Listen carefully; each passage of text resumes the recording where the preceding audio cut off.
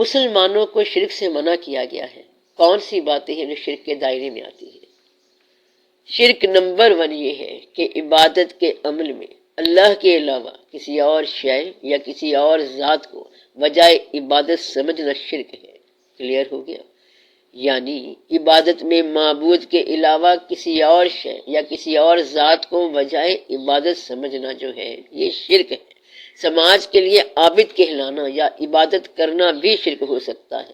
نیک مشہور ہونے کے لیے عبادت کرنا شرک ہو سکتا ہے۔ فارمولے کی نماز پڑھنا شرک ہو سکتا ہے۔ کچھ فقیر تو یہ بھی کہتے ہیں کہ شریعت کی نماز پڑھنا بھی شرک ہو سکتا ہے، اس لیے نماز پڑھنی ہے تو خدا کی پڑھ، یہ کہنے والے کہہ سکتے ہیں، تو یہ بھی شرک ہو سکتا ہے۔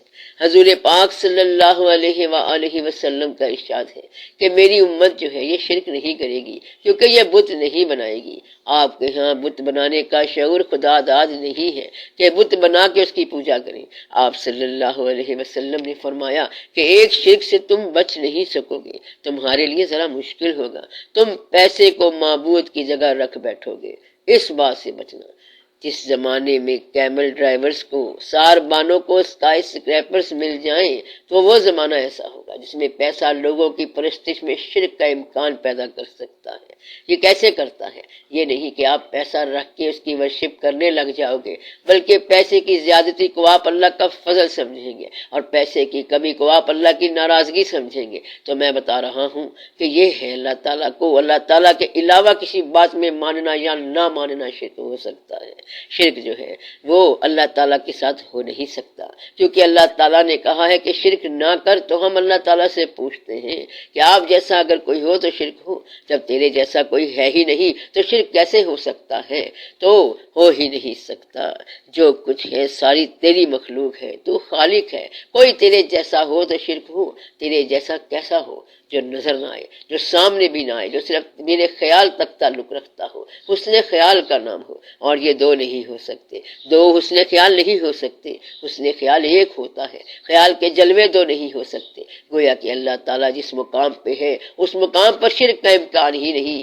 جب بھی کوئی معبود بنائے گا، نقلی بت بنائے گا، تو وہ تو نظر آنے والا ہوگا، اور اصلی اللہ نظر نہ آنے والا ہے۔ وہ چیزیں جو نظر آنے والی ہوں ان کی تو ہم عبادت نہیں کر سکتے، لہذا شرک جو ہے یہ ناممکن ہے۔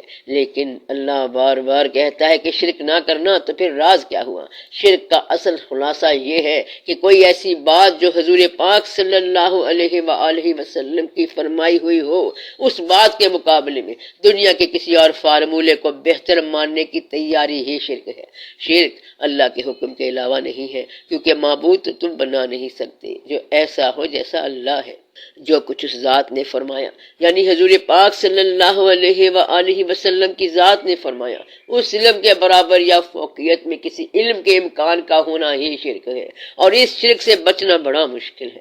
اللہ کا شریک کیسے ہو سکتا ہے؟ اللہ کے دین کا شرک ہو سکتا ہے۔ تو میں نے کیا بتایا؟ اگر آپ کو پتہ چل جائے کہ یہ حضور پاک صلی اللہ علیہ وآلہ وسلم کی بات ہے، اور آپ یہ کہیں کہ اس کے علاوہ بھی زندگی کا فارمولہ ہے، تو یہ شرک ہے۔ کوئی اور نسخہ آپ صلی اللہ علیہ وسلم کے علم کے برابر جج کرنے کی تمنا شرک ہے۔ بس آپ وہاں پر اپنی دانائیاں سسپینڈ کر دو۔ جب آپ صلی اللہ علیہ وآلہ وسلم کا نام آ گیا، پتہ چل گیا کہ حضور پاک صلی اللہ علیہ وسلم نے یہ فرما دیا ہے، تو اس کے علاوہ کوئی بھی راستہ شرک ہے، تو یہ مسلمانوں کا شرک ہے۔ ورنہ تو آپ وہ شرک کر نہیں سکتے کہ بت بنائیں اور اس کا سجدہ کریں، وہ آپ کر نہیں سکتے۔ محمود غزنوی بڑا بت شکن بادشاہ تھا، اس سے کسی نے پوچھا کہ تو نے بت کیوں توڑ دیے؟ اس نے کہا کہ بت کو توڑنا بہت ضروری ہے۔ اس نے پوچھا کہ یہ جو ایاز ہے تیرے دل کا بت؟ کہتا ہے وہ تو اپنی جان ہے، اگر من میں کوئی انسان بس جائے تو وہ بت شرک نہیں ہوتا، اگر من سے باہر رہے تو شرک ہے۔ اس لیے اگر بتاؤ گے تو شرک ہے اور کرو گے تو ایمان ہے۔ یہ ایک راز ہے۔ پھر فائدہ ہی کیا اگر بتایا نہ تو؟ بتانا منع ہے۔ وہ نماز پڑھ رہا تھا تو تیرے نقش پا کی تلاش تھی جو جھکا رہا میں نماز میں، یہ بتانا شرک ہے۔ اگر نہ بتاتا تو یہی ایمان کی انتہا ہے۔ نقش پا ہی تو انتہا ہے۔ اگر نماز میں ان کا خیال آ گیا، اللہ کے علاوہ خیال آ گیا، تو کہتے ہیں کہ نماز میں شرک آ گیا۔ اور نماز میں اللہ کے علاوہ کتنی ہی چیزیں ہیں، اس میں ماں باپ کا ذکر ہے، رحمت کا ذکر ہے، آل ابراہیم کا ذکر ہے، دوسروں کا ذکر ہے۔ اگر ان کا خیال آ گیا تو شرک کیسے؟ جب بتاؤ گے تو شرک ہے، اور سمجھو گے تو شرک نہیں ہے۔ جس طرح ناپاکی کا اظہار ناپاکی ہے، اور اگر ناپاکی مخفی ہے تو یہ ناپاکی نہیں ہے۔ ہر وجود ناپاک ہے، اگر ناپاکی کا اظہار ہو جائے اور اگر مخفی رہے تو سارے ہی پاک ہے۔ مخفی جو ہے وہ پاکیزہ ہے، اور اگر مخفی نہ رہے تو یہ ناپاکی ہے۔ اس لیے شرک جو ہے یہ اظہار کا نام ہے، ورنہ شرک کوئی نہیں ہے، شرک کوئی نہیں ہوتا۔ شرک کیسے ہو سکتا ہے؟ تب ہو سکتا ہے اگر کوئی اس کے برابر کا ہو۔ تو ڈھونڈ کے دیکھ لو کہ ایسا بندہ یا ایسی ذات مل جائے جو شرک کے قابل ہو، مگر کیسے مل سکتا ہے؟ کوئی اس قابل ہی نہیں ہے۔ یہ کہہ دینا کہ تیرے برابر کا کوئی تھا ہی نہیں کہ ہم شرک کرتے، یہی ایمان ہے۔ یہ جو کہتے ہیں کہ اگر سفر پہ جا رہے ہوں اور آگے سے کالی بلی آ جائے تو رک جائیں، تو اس میں کیا صداقت ہے؟ اس کی اور وجوہات ہیں، یہ بڑا لمبا مضمون ہے۔ اگر آپ ان کو ماننے والے ہیں تو آپ مانتے جائیں، اور اگر ماننے والے نہیں ہیں تو ماننے کی کوشش نہ کرنا۔ یہ شگون کی دنیا ہے، یہ جو چھوٹے چھوٹے جانور ہیں، یہ چھوٹے چھوٹے پیغامات ہیں۔ کالی بلی کا گزر جانا یا پیلی بلی کا گزر جانا جو ہے یہ بات نہیں ہے، بلکہ بات یہ ہے کہ ان کے مفاہیم ہیں۔ بلی کے مفاہیم ہے، کتے کا مفہوم ہے، الو کی آواز کا مفہوم ہے، مینڈک کا مفہوم ہے، چکور کے بولنے کا ایک مفہوم ہے کہ یہ بارش کی آمد کی دلیل ہے، تتلی کا اڑنا ایک مفہوم ہے، خیال کے یہ سارے پرزے ہیں اور ان کے اندر خیال پیدا ہوتا ہے۔